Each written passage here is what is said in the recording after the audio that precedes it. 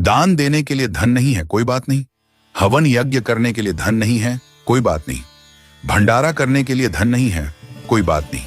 किसी भूखे को खाना खिलाने के लिए धन नहीं है, कोई बात नहीं। लेकिन जो मैं आपको बता रहा हूं, यदि आपने यह कर लिया तो ईश्वर आपसे प्रसन्न हो जाएंगे।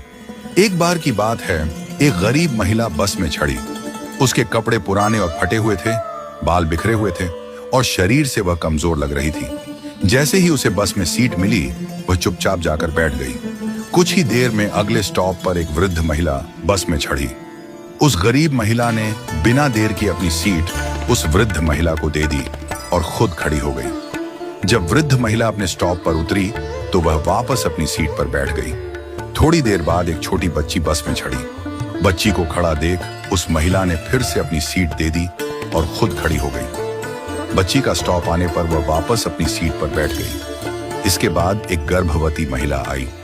इस बार भी गरीब महिला ने बिना सोचे समझे अपनी सीट दे दी और खड़ी रही। गर्भवती महिला के उतरने पर वह फिर से अपनी सीट पर बैठ गई।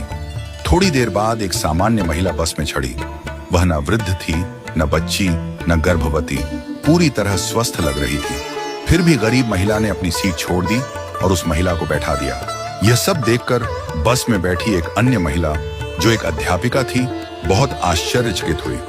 उसने सोचा, वृद्ध महिला, बच्ची और गर्भवती महिला के लिए सीट छोड़ना समझ में आता है, लेकिन एक सामान्य महिला के लिए बार बार सीट छोड़ने का क्या कारण हो सकता है?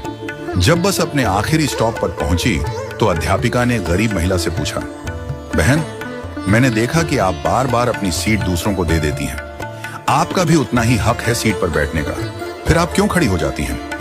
गरीब महिला मुस्कुराई और बोली, मैडम, मैं दूसरों के घरों में बर्तन साफ करती हूँ, खाना बनाती हूँ, झाड़ू पोछा करती हूँ। मेरे पास अधिक धन नहीं है कि मैं किसी को दान दे सकूं, भंडारा कर सकूं, हवन यज्ञ कर सकूं या किसी भूखे को भोजन करवा सकूं।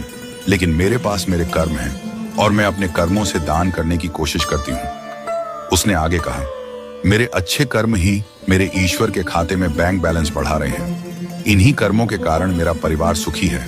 मेरे बच्चे पढ़ाई करते हैं, मेरा पति मेहनती और समझदार है। हमारे पास बहुत अधिक नहीं है, पर जो है उसमें हम खुश हैं।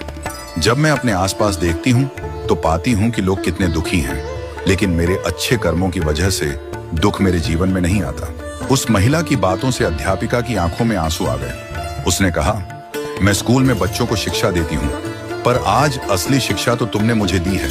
आज से तुम मेरी शिक्षिका हो। तुम्हारा बहुत बहुत धन्यवाद। इस कहानी से हमें यह सीख मिलती है कि सेवा के लिए धन की आवश्यकता नहीं